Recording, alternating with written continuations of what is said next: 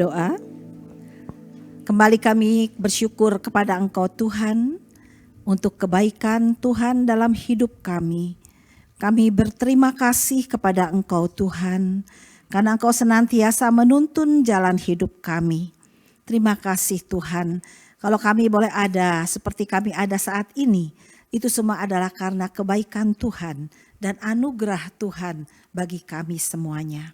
Biarlah kiranya hati kami saat ini Tuhan dipenuhi oleh rasa syukur atas segala kebaikan Tuhan yang boleh Tuhan nyatakan dalam hidup kami hari lepas hari.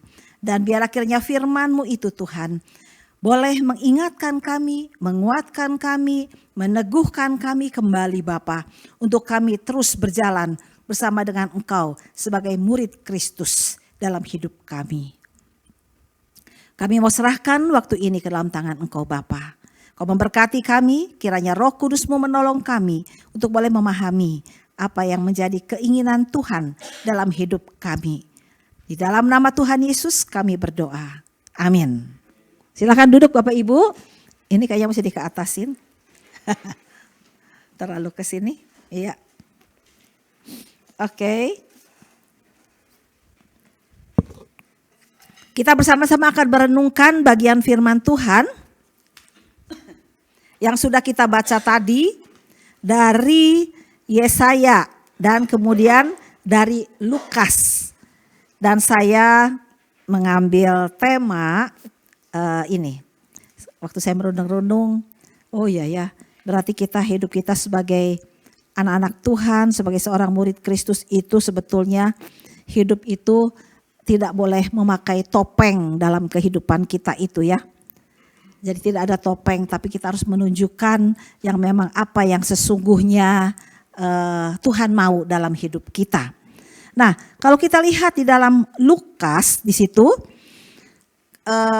waktu itu kan kita melihat ya bagaimana kondisi daripada orang Farisi dan ahli Taurat ya pada waktu itu. Waktu itu kan Tuhan Yesus selesai mengajar ya. Lalu kemudian ada seorang Farisi mengundang dia kan untuk makan di rumahnya ya.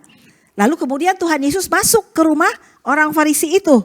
Nah kalau orang Farisi kita tahu ya, orang Farisi ahli Taurat itu semua itu adalah memang tahu tentang firman Tuhan lah ya. Dan memang mereka itu melakukan sesuai dengan aturan yang memang ditetapkan ya. Cuman mereka tidak mau percaya Tuhan Yesus nanti ke depannya kan ya. Tapi mereka memang tahu hukum-hukum Tuhan dalam perjanjian lama semuanya itu tahu. Ya, tapi mereka tidak mau percaya gitu ya. Nah jadi pada waktu itu seorang Farisi mengundang dia untuk makan di rumahnya. Lalu dia masuk ke rumah orang Farisi itu lalu duduk makan. Nah kemudian orang Farisi itu melihat ya bagaimana Tuhan Yesus itu makan tanpa mencuci tangan lagi. Dan dia heran ya kenapa gitu ya. Dan memang rupanya mungkin ada kesengajaan juga ya. Orang Farisi itu mengundang Yesus sembari pengen lihat nih. Kan Tuhan Yesus waktu itu sudah orang-orang banyak datang. Dia mengajarkan pengajaran dan sebagainya. Lalu ingin mencari kelemahan dan kesalahan daripada Tuhan Yesus itu ya. Dan waktu Tuhan Yesus datang di rumah orang Farisi itu dan makan. Nah ketahuan ya. Dia melanggar. Kan memang peraturan pada waktu itu adalah kalau mau makan itu katanya adatnya pada waktu itu harus mencuci tangannya sebelum makan. Gitu ya. Nah dia melihat wah ini Yesus sudah melanggar aturan ya gitu kan. Nah tapi Tuhan bilang kepada mereka ya atau kepada orang Farisi itu. Kamu orang-orang Farisi katanya ya. Kamu membersihkan bagian luar dari cawan dan pinggan, tapi bagian dalammu penuh rampasan dan kejahatan. Ya Yesus tahu maksud dan rencana orang Farisi itu memang ingin mencari kesalahannya, ya, dan ingin menjatuhkan dia. Dan Tuhan Yesus juga tahu bagaimana hati orang Farisi itu, ya, memang hatinya ada baik, gitu ya. bukan hati yang baik yang ada dalam dirinya. Nah, sehingga dia menegur seperti itu, ya. Kamu seolah-olah kamu itu ikuti semua aturan-aturan yang ada, ya. Dari luar kamu kelihatannya bagus, ya. Kamu itu sok suci dalam arti wah rohani sekali gitu ya. Bagus gitu ya. Makanya dibilang kamu membersihkan bagian luar dari cawan dan pinggan. Tapi bagian dalammu penuh rampasan dan kejahatan. Jadi Tuhan itu menunjukkan ya kamu dari luar oke lah. Kamu mengikuti semua aturan. Seperti wah bagus ya itu ya. Tapi dalam hatimu itu penuh dengan kejahatan. Ya. Penuh dengan apa katanya rampasan. Maksudnya rakus gitu kan. Nah itu teguran Tuhan. Nah makanya dibilang ada celakalah kamu ya. Karena Tuhan melihat hati ya. Kan Tuhan bilang bisa menyelidiki hati, selidikilah gitu ya. Ya selidikilah aku gitu kan ya. Nah dan Tuhan tahu hati orang Farisi ini ya. Nah jadi kenapa Tuhan Yesus mengatakan hal tersebut kepada orang Farisi pada waktu itu ya. Karena orang-orang Farisi itu memang membayar persepuluhan dari selasih, inggu, dan segala jenis sayuran. Tapi hatinya itu mengabaikan keadilan dan kasih Allah. Jadi intinya mah dia melakukan semua aturan itu karena memang itu aturan. Jadi tidak ada hati yang memang mengasihinya tuh enggak ada. Tapi ikut aturan aja supaya dipandang apa? Wah dia itu bagus, dia tuh ikut aturan. Tapi sebetulnya hatinya tidak ada ya untuk Tuhan ya. Lalu kemudian orang-orang Farisi itu suka duduk di tempat terdepan di rumah ibadat ya, di depan di rumah ibadat ya, dan suka menerima penghormatan di pasar gitu. Jadi sedang pengen dihormati lah ya. Duduk di depan ya, kalau ada pertemuan-pertemuan dia di depan. Kalau pergi ke pasar dia mungkin pakai atribut dia sebagai orang Farisi ya, supaya apa? Orang-orang yang melihatnya orang awam bisa menaruh hormat sama dia. Kasih penghormatan gitu kan ya. Nah itu seperti itu. Tapi sebetulnya hatinya enggak ada. Untuk sungguh-sungguh mengasihi Tuhan tuh enggak ada. Nah gitu, itu orang Farisi ya. Lalu juga Tuhan juga mengatakan kepada apa? Nah kepada ini, sampai akhirnya Tuhan mengatakan begini. Celakalah kamu sebab kamu sama seperti kubur yang tidak memakai tanda. Orang-orang yang berjalan di atasnya tidak mengetahuinya. Bayangkan. Orang yang model begitu, yang model kayak orang Farisi ya, yang hanya sekedar mengikuti aturan, liturgi ya, adat ya, tapi hatinya tidak ada ya. Dibilang Tuhan apa? Mati pun gak dikenal orang lah istilahnya, begitu kan? Ya. Kenapa? Seperti kubur yang tidak memakai tanda. Jadi siapa ini ya? Siapa ini? Ya, orang yang berjalan di atasnya juga nggak kenal lagi, nggak mengetahuinya, begitu ya. Itu celakanya teh sampai segitunya. Kalau orang hanya sekedar mengikuti aturan-aturan ibadat liturgi yang ada, tapi hatinya tidak mengasihi Tuhan. Nah, seperti itu, ya. Lalu, kalau kita lihat lagi di sini. Tuhan juga terhadap ahli Taurat dia mengatakan celakalah kamu juga hai ahli-ahli Taurat. Kenapa? Meletakkan beban-beban yang tak terpikul pada orang. Tapi mereka sendiri tidak menyentuh beban itu dengan satu jari pun. Ya, dia menyuruh orang untuk apa? Taat, ikut aturan ibadat. Ya, aturan ini, aturan itu. Tapi dia sendiri nak ngelakuin. Nah itu. Ya, tidak melakukan ya, bahkan dengan satu jari pun tidak mau gitu ya. Nah itu tidak mau. Lalu apa? Membangun makam nabi-nabi tetapi nenek moyang mereka telah membunuh mereka. Ya jadi mereka membangun makam nabi bagus-bagus, tapi siapa sebenarnya yang membunuh mereka? Itu ya. Mereka sendiri gitu loh. Jadi untuk apa gitu?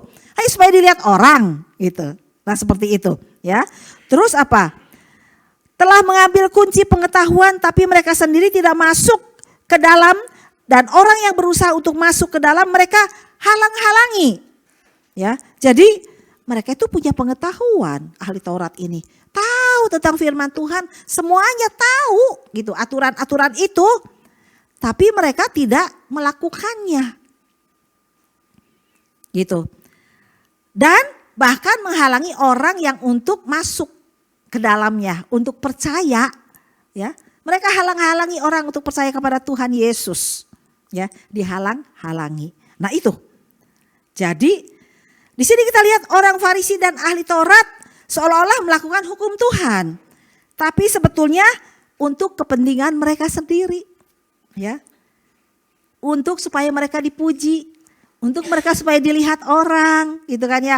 Wah, hebat, wah luar biasa, gitu kan ya. Tapi enggak melakukan, ya. Kenapa? Dalam diri mereka tidak ada kasih, ya. Hanya sekedar topeng yang mereka pakai, ya. Gitu. Topeng supaya dilihat orang, ya. Untuk mendapatkan pujian dan penerimaan orang. Nah, itu. Nah, apakah saat ini dalam zaman sekarang kita masih ada yang seperti ini? Jangan bilang hamba Tuhan, tapi kita lah semua anak-anak Tuhan. Ya, kadang-kadang kita melakukan pelayanan kita, ya, tugas pelayanan yang dipercayakan. Apakah kita dengan hati yang mengasihi Tuhan? Atau sekedar ini karena tugas? Atau kita melakukan aturan yang ada, gitu, yang memang seharusnya begitulah, begitu kan ya? Tapi apakah dengan hati yang mengasihi Tuhan? Nah, itu. Ini memang menjadi satu perenungan bagi saya dan bagi kita semuanya. Ketika kita melakukan apa yang Tuhan percayakan kepada kita, apakah ada hati yang mengasihi untuk Dia? Ataukah hanya sekedar rutinitas dalam kehidupan kita? Karena dari awal Tuhan sebetulnya sudah mengingatkan kepada kita semuanya di dalam Yesaya, ya. Dari awal Tuhan semula sudah mengingatkan kepada kita, ya. Untuk apa? Kepada umatnya. Yang pertama dalam Yesaya kita mendapatkan apa? Untuk mengutamakan Tuhan dan mempercayai Tuhan bahwa Tuhan Allah Israel itu tetap sama, ya. Di situ dikatakan dalam Yesaya, akulah yang terdahulu, akulah yang terkemudian.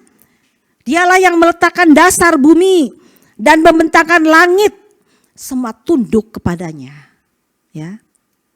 Jadi Tuhan dari semula ketika Dia memanggil umatnya, Dia selalu mengingatkan, aku adalah Tuhanmu. Akulah Allah yang esa itu. Kamu harus sungguh-sungguh percaya kepadaku dan mengutamakan aku dan mempercayai aku, ya. Karena akulah Allahmu. Yang terdahulu, yang terdahulu dan juga yang terkemudian, begitu ya. Dia tuh kekal selama-lamanya. Ada, begitu. Dan kemudian Tuhan menghendaki apa? Kita itu mau datang kepada Dia, datang kepada Tuhan. Kenapa? Terutama bukan karena berkat, tapi karena Tuhanlah yang telah menebus, ya, menebus engkau, ya. Tuhan itu yang telah menebus engkau, menyelamatkan engkau, ya, dari manusia yang tidak ada guna, dari manusia yang tidak layak, dari manusia yang penuh dengan dosa, yang seharusnya dicampakkan oleh Tuhan, tapi Tuhan telah tebus. Akulah yang telah menebus engkau, yang telah menyelamatkan engkau, ya. Dan kemudian yang telah mengajar, yang telah menuntun umatnya, ya. Dikatakan, beginilah firman Tuhan penebusmu yang maha kudus Allah Israel. Akulah Tuhan Allahmu yang mengajar engkau tentang apa yang memberi faedah, yang menuntun engkau di jalan yang harus kau tempuh. Jadi Tuhan itu begitu sayang. Dia bukan hanya menebus kita, bukan melepaskan kita, ya, dari kuasa dosa. Ini dari kuasa orang-orang yang mengikat mereka, ya, yang menahan mereka orang Mesir pada waktu itu. Tapi kita saat ini adalah dari ikatan dosa yang mengikat kita. Tuhan itu sudah menebus kita. Nah, ayat ini adalah ayat yang memang ini sangat sangat berkesan buat saya. Ya, ketika saya memutuskan untuk melepaskan semuanya dan kemudian saya masuk sekolah teologi dan saya katakan aku mau mengikut Engkau Tuhan dan aku mau melayani Engkau Tuhan.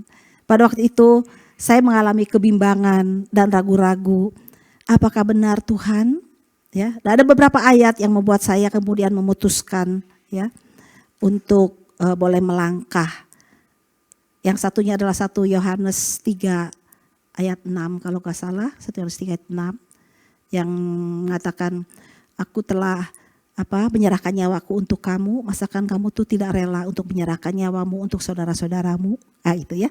Nah itu kemudian saya memutuskan untuk okelah Tuhan, aku melepaskan semuanya. Tapi kemudian saya bimbang lagi, biasalah ya. Saya bimbang lagi karena saya melihat sekeliling, sekitar begitu kan ya. Keluarga, masa depan, bagaimana kalau saya menyerahkan hidup sama Tuhan, melepaskan semuanya, hidup saya mau jadi bagaimana nanti, begitu kan? Tapi ayat ini menguatkan, ya di situ dikatakan, akulah yang telah dalam coba kita baca aja nih ayat ini, dalam ayatnya ini. Beginilah firman Tuhan penebusmu yang Maha Kudus Allah Israel, akulah Tuhan Allahmu yang mengajar engkau tentang yang memberi faedah, yang menuntun engkau ya di jalan yang harus kau tempuh. Nah itu. Jadi waktu itu saya diingatkan, oh iya Tuhan sudah menebus saya, Tuhan sudah mengajar saya, dan ini Tuhan juga menuntun saya. Jadi saya nggak usah ragu dan bimbang lagi gitu kan ya. Jadi saya katakan pada waktu itu, oke Tuhan, aku nggak ragu-ragu lagi, aku mau berjalan dengan Engkau dengan tuntunanmu ya. Lalu Tuhan katakan, sekiranya engkau memperhatikan perintah-perintahku, maka damai sejahteramu akan seperti sungai yang tidak pernah kering, dan kebahagiaanmu akan terus berlimpah seperti gelombang-gelombang laut yang tidak pernah berhenti. Nah itu. Nah kemudian kalau ini ya kemudian saya melewati semua itu ya. Ternyata apa yang jelek, yang negatif, yang pernah ada di bayangan saya ya tentang sesuatu yang kalau saya menyerahkan hidup kepada Tuhan, itu bahwa semuanya akan menjadi tidak baik, ternyata sebaliknya. Apa yang difirmankan Tuhan ini memang jadi gitu loh ya. Jadi Tuhan menuntun dan memberikan damai sejahtera dan kebahagiaan yang melimpah. Walaupun dalam pembentukan Tuhan, dalam proses Tuhan, kita itu harus melewati banyak suka dan duka dalam hidup kita. Tapi tujuan yang Tuhan mau ini, sedikit demi sedikit Tuhan jadikan itu dalam hidup saya dan saya kira dalam hidup kita semuanya. Karena yang mau Tuhan berikan itu adalah ini, damai sejahtera, ya, kebahagiaan yang terus berlimpah dalam kehidupan kita. Nah ini. Nah jadi kalau kita lihat waktu itu kondisi umat Tuhan memang sedang berada dalam pembuangan, ya kan? Dikuasai oleh bangsa Babel. Nah, kalau dikuasai oleh bangsa lain memang tidak enak dan kita juga hidup dikuasai oleh dosa tidak enak, ya. Dan Tuhan mengingatkan kembali tentang siapa Dia. Dan kemudian tentang apa yang Dia mau lakukan kalau kita berbalik kepada Dia, berpaling kepada Dia, Dia akan memberikan berkat yang luar biasa dan terutama bukan secara jasmani, tapi yang ada di dalam hati kita, damai sejahtera dan kebahagiaan. Ini loh, ini nggak bisa dibeli oleh uang, nggak bisa dibeli oleh uang, hanya Tuhan yang bisa memberikan, ya. Damai sejahtera dan kebahagiaan di tengah-tengah situasi yang sulit, di tengah-tengah situasi yang penuh dengan tekanan, yang penuh dengan pergumulan, yang penuh dengan penderitaan, kita bisa tetap memiliki damai sejahtera dan kebahagiaan. Itu sangat luar biasa dong. Betul, nggak bisa dibeli. Ya. Jadi bukan berarti kayak misalnya saya tidak punya masalah, masalah tetap ada. Banyak yang bikin kalau secara manusia bikin stres. Ada ya, tapi hati tuh dijaga, pikiran tuh dijaga, damai sejahtera dan kebahagiaan itu tetap ada. Nah ini yang harus kita dapatkan.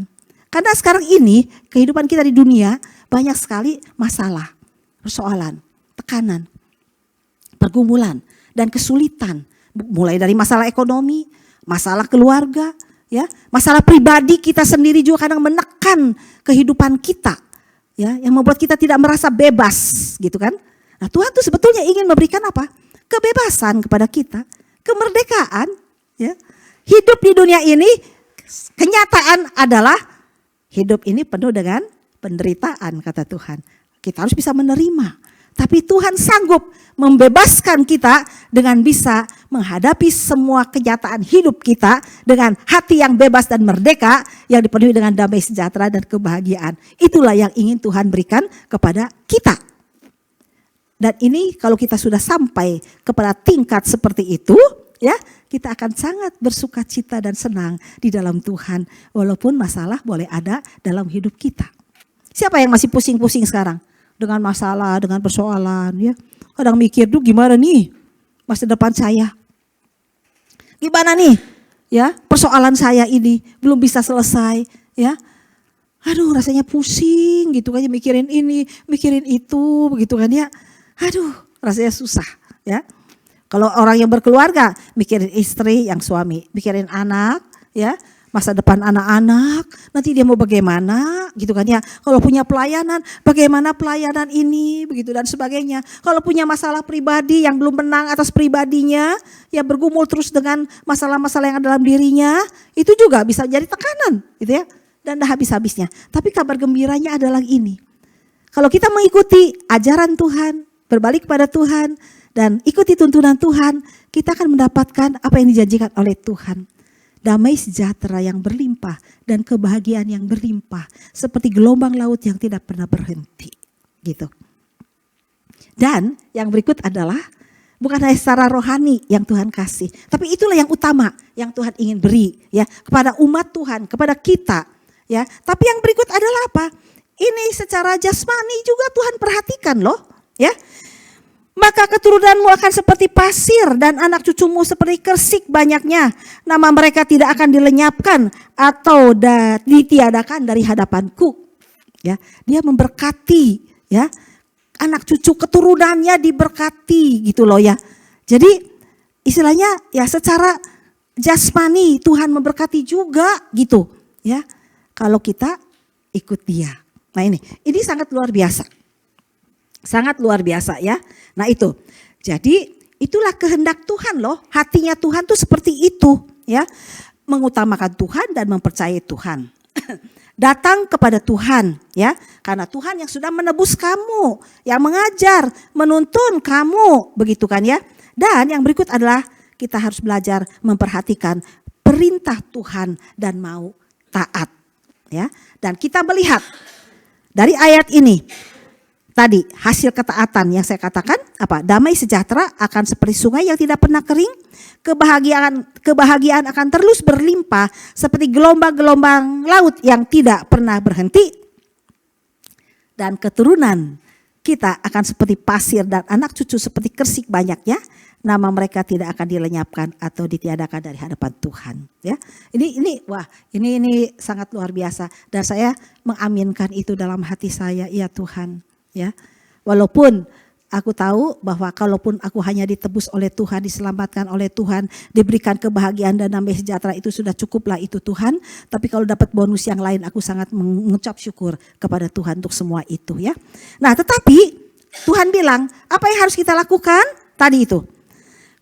Harus keluar dari Babel, lari dari Kasdim ya. Kita jangan mau senang hidup dalam kehidupan kita yang lama ya. Tapi kita harus belajar melatih diri dalam kehidupan yang baru. Ya, jangan mau hidup di Babel, di Kasdim, dikuasai oleh mereka. Kita harus lari. Belajar melatih diri dalam kehidupan yang baru di dalam Tuhan. Gitu. Ya. Dan kemudian, kayak sekarang kita dipanggil oleh Tuhan. Kita udah ditebus, diajar, dituntun. Kita jangan membiarkan diri kita hidup dikuasai oleh kehidupan kita yang lama. Ya. Tapi kita harus belajar keluar dari hidup kita yang lama. Melatih diri untuk berjalan dalam kehidupan kita yang baru bersama dengan Tuhan. Ya. Tuhan bisa, karena dia udah bilang tadi kan, ya, menebus, mengajar, menuntun. Ya. Percayalah kita itu. Kadang-kadang kitanya nggak percaya gitu, ya, mengandalkan kekuatan kita sendiri, maka kita nggak bisa, gitu kan ya. Nah itu, keluarlah dari situ, ya. Komitmen keluar, ya. Aku mau belajar Walaupun jatuh bangun enggak apa-apa. Yang penting hati kita memiliki komitmen berjalan dengan Tuhan. Ketika kita jatuh bangun, akhirnya kita jadi pandai. Ya, saya juga jatuh bangun. Ya, jatuh bangun. Kadang mengalami kekecewaan terhadap diri sendiri, ya. Karena aduh gagal lagi Tuhan. Tapi Tuhan ingetin, bangkit lagi, ya. Latih lagi dirimu melalui persoalan-persoalan yang Tuhan izinkan. Aku harus belajar melatih diri terus, ya. Sampai akhirnya bisa, gitu kan ya. Dan kemudian gak hanya cukup melatih diri dalam kehidupan yang baru. Kita juga harus bersama, ya, melatih diri, memberitakan tentang siapa Tuhan, ya. Yaitu Tuhan yang telah menebus Yakub hambanya dengan kekuatan tangannya. Itu. Beritakan tentang siapa Tuhan. Jangan malas memberitakan tentang siapa Yesus dalam hidup kita. Beritakan tentang Injil. Ya. Memberitakan Injil bisa dengan mulut, bisa dengan kehidupan, bisa dengan cara yang lain. Dengan kehadiran kita, ya itu. Tapi intinya beritakanlah kasih Yesus kepada orang. Gitu. Ya, itu. Nah, jadi Bapak Ibu Saudara, dari pembacaan kita boleh melihat ya, kita sebagai anak-anak Tuhan, ya, biarlah kita saat ini mengikut Tuhan itu tidak dengan memakai topeng, dalam arti hanya sekedar sekedar mengikuti tata ibadah, adat istiadat, kewajiban, tugas gitu loh ya, enggak. Karena Tuhan mau apa? Dengan hati yang memang mengasihi Dia. Kan itulah kehendaknya Dia gitu loh ya. Nah itu juga harus dilatih dalam hidup kita ya. Kalau saya berbuat baik karena saya mengasihi Tuhan. Kalaupun enggak ada orang yang memuji saya, ya udah enggak apa-apa. Kalaupun tidak ada orang yang menghargai saya udah berkorban banyak. Tapi tidak ada yang mengucapkan terima kasih, nggak ada yang menghargai saya, ya enggak apa-apa. Itu untuk Tuhan, ya. Kalau saya melakukan segala sesuatu dengan baik, ya, dengan sempurna, tapi tidak ada seorang pun yang istilahnya peduli, ya, yang tidak menghargai, jangan tersinggung. Tapi karena kita mengerjakan itu semua apa? Untuk Tuhan. Ya kan saya mengasihi Tuhan, karena Tuhan sudah menebus saya, sudah mengajar saya, sudah menuntun saya, begitu loh. Dan Dia memberikan banyak berkat untuk saya. Jadi untuk apa lagi mendapatkan kepujian dari orang di sekitar, ya. Jadi saya melakukan segala sesuatu, pusat saya adalah kepada Tuhan, ya. Kalau ada yang tidak memuji, nggak tersinggung. Kalau ada yang memuji, itulah bonus yang dari Tuhan, gitu loh. Jadi itu seperti itu. Jadi ya kita jangan pakai topeng hanya supaya saya begini. Saya pakai baju bagus untuk dipuji orang. Saya menyanyi dengan bagus untuk dipuji orang. Saya main musik bagus supaya dipuji orang, ya. Saya menyapu untuk dipuji orang, gitu kan ya. Lalu saya apalagi untuk dipuji orang? Enggak, gitu ya.